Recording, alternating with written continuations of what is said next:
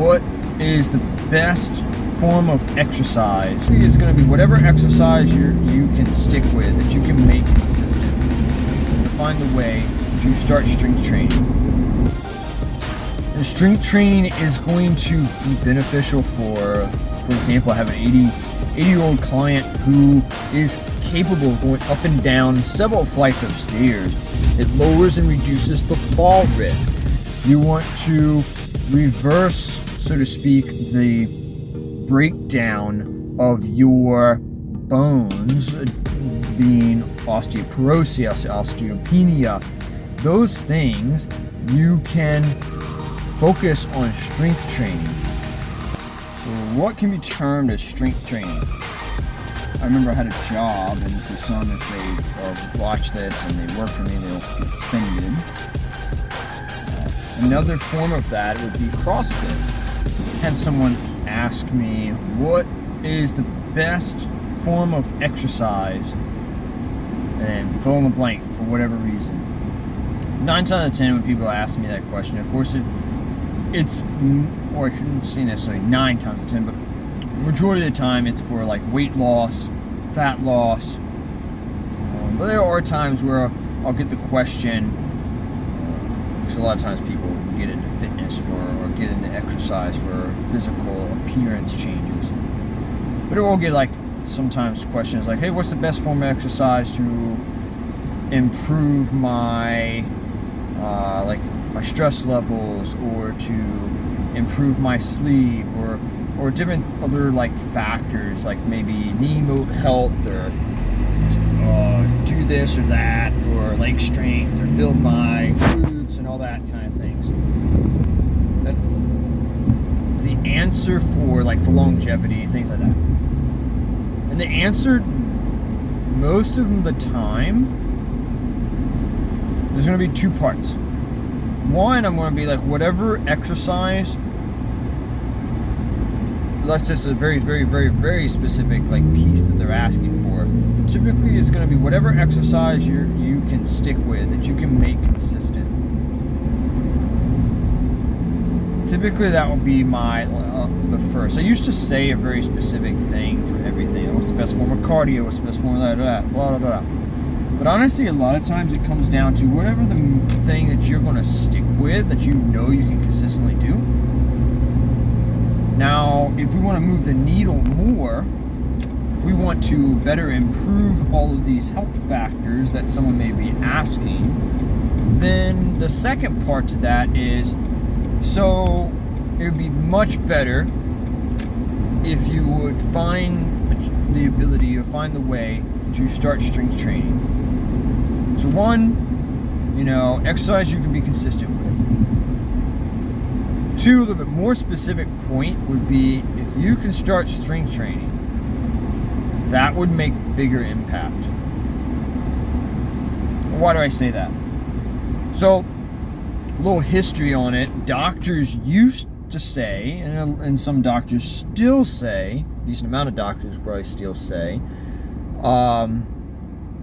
just do exercise, and then they'll go in if somebody asks them, because people, they just generalize their answer, because they're PCP doctors, they're your family medical doctor. These are not going to be, they're not specialized in that. They have a DR in front of their name, but they're not specializing in that. So a lot of times they'll say, go out and walk, go do some cardio, go to the gym, and you don't really know where to start. But if you really want to make a game changer, you can really make that commitment to it, just go strength train. It's going to make a bigger impact. Thankfully, some doctors are now getting that, where it's actually specified, go strength train. Why do I say that? Strength train has been shown, because now obviously we have enough data over a period of time, because science takes a while to get that data.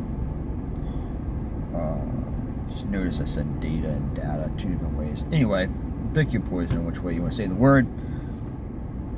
And strength training is going to be beneficial for movement, because we can strengthen our ability to do normal movements. If you want to be able to walk up and down stairs for most of your life, if not your whole life. For example, I have an 80-year-old client who is capable of going up and down several flights of stairs. Of course, hand hovering over the railing, but capable of doing so without a problem because she's built strength in her legs. So if you want to be able to do that, if you want to be able to continue to be able to get on a plane and put your own luggage in the overhang, or the overhead compartment, or be able to put a box on the shelf, pull a box off the shelf, and hopefully you don't move really late in your life, but if you had to move places, be able to move things, have that strength. Strength training is going to be key. It lowers and reduces the fall risk. It improves your metabolic health, your ability to just have a active lifestyle. So many things are improved from strength training. And of course, strength has also been correlated with longevity, or the ability to live longer, the ability to have really quality of life. Of course, you'll have some people who are like, they don't care, or they'll say they don't care. They're like, once appointed to die, my time is up. Okay, you can't change that, blah, blah, blah, blah, blah. And that's all well and good that you're okay. Yes, you're, depending on what your belief system is, you may not be able to change necessarily the length of life, if you want to go with that. The quality of life is still important. I would venture to say most people, if not all, would like to have good quality to their life. So if you want that, you want to strength train. It has been studied that it has improvement to pretty much every factor, cognition of your brain. So if you want to reduce the potential chance of you having Alzheimer's, dementia, strength train. You want to reverse, so to speak, the breakdown of your bones, being osteoporosis, osteopenia. Those things, you can focus on strength training. Now, there's a huge, broad piece to that is, of course, what is strength training? I'll get into that. Some of you are going, whoa. Well, number one, you said do whatever exercise I would stick to. Why'd you say that? Consistency is key. I could tell you to go take a certain vitamin, let's say a multivitamin, it's really easy just to use that as an example. I could tell you, go take a multivitamin every day. And I can specify the exact type of multivitamin.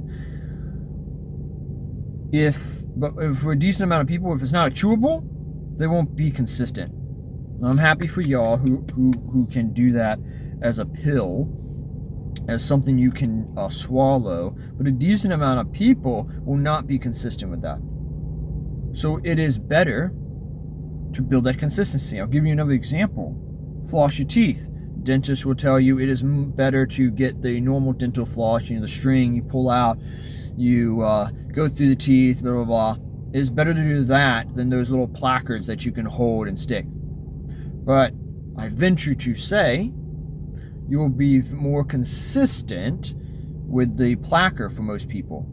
Now, I'm not saying if you're somebody who already flosses and you're consistent and you do it with regular floss, don't switch, you're already doing better. But if you're like me, for example, I now floss every day because I use the little placards. Because it's convenient for the type of life that I live, and it's much easier for me to get that done and I'm consistent every day. Don't miss. If you can be consistent with something, that will make more difference. I'll use another example in fitness. The person who goes in and does a garbage, not so great workout, but does it consistently, every week, potentially every day, consistently for the whole year, will make more changes and improvements than the person who has the best planned workout ever, but only goes twice a year. Not going to make much difference. He's the best, but not much more difference. So consistency is big key. If you walk away from anything, please take consistency. Now let's jump back to that strength training. So we're saying that it can improve cognition. It can improve your mobility.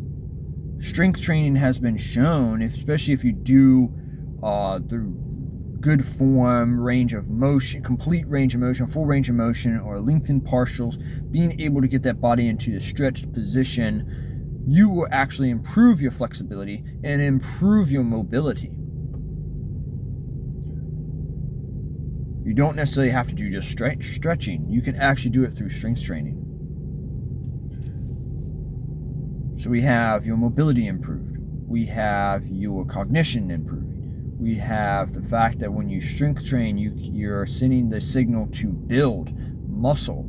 So now we are sending the signal. The body is going to try to push your hormones into that direction, especially if you can get your nutrition behind that and be able to be in a better metabolic health.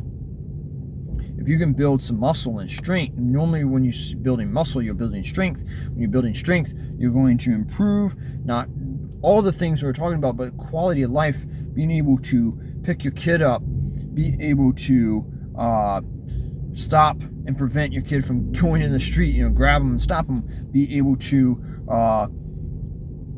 run to the end of your yard to grab your kid to prevent them from going across the street. I'm using a lot of the family thought here, but also the aspect of going up and down the stairs, being able to get into your house. If you're again, you have a crawl space, you have several steps, you got to go up and down. You don't have to build a ramp. You're able to do basic everyday things, go to the grocery store, carry your groceries. Some joke that's what some exercises are just for, so you can just carry your groceries in one trip. My hands are not that big, so put them on my arms. It's the only way that's gonna happen. So with that, improving all of these things is a reason to strength train. So now let's dive deeper into the type of strength training, or the different types of strength training, and focus yourself towards the right direction so that you can make that better health choice. So what can be termed as strength training? Strength training is going to be, of course, some form of pretty much resistance training. Something that's going to, the primary focal point or primary focus is on building strength. What is not going to involve is doing some high intensity interval style training. So what is strength training? Strength training is going to think of most forms of resistance training. That could be body weight exercises. That could be doing suspension trainer type exercises. That could be using dumbbells, cables, barbells, kettlebells, various different things that are going to have give some form of resistance for the exercise to build strength. The focus is strength. It's not going to be very cardio based. Now, there's different things that kind of bleed the lines between these aspects, because you have things that do use various different exercise equipment or dumbbells and things as such. So there's group fitness classes that will use dumbbells or use bands or suspension trainers, and they sometimes people classify them into the strength training aspect. Or I remember I had a job, and for some, if they or watch this and they worked with me, they'll get offended. But there was a exercise classes that was named strength and conditioning, or conditioning, like some form of using the name strength and conditioning aspect. But the reality of a lot of these exercise classes are not strength training focused. Their focal point is cardio. I'll give you how you can kind of determine the factor is if you don't have really a rest period between exercises. You're just doing these forever long circuits. Another form of that would be CrossFit. It bleeds the line of that aspect of strength training. Now, don't be wrong, you can build strength from these various different things, but their focal point isn't necessarily strength training. So when I refer to strength training, referring to something that you're going to see an aspect of at least 30-second rest period. Normally you'll see, or at least majority of the time, is probably going to be a little longer than that. There will be things like you superset, like 2 exercises back to back, ideally in various different fashions. We can get into deeper into how to put together a strength training program for yourself. But different aspects that you're going to see for sure is like the equipment that I mentioned before being used, some form of rest period that gives you time to prepare, restore, ready for the next set. The limiting factor isn't normally going to be your cardiovascular system. Now, don't be wrong. There are definitely times, let's say, like you're doing a heavy set of 5 reps, and you definitely, like some people can be winded or feel winded, or potentially doing a 15 rep squat, you potentially may feel your cardio being worked.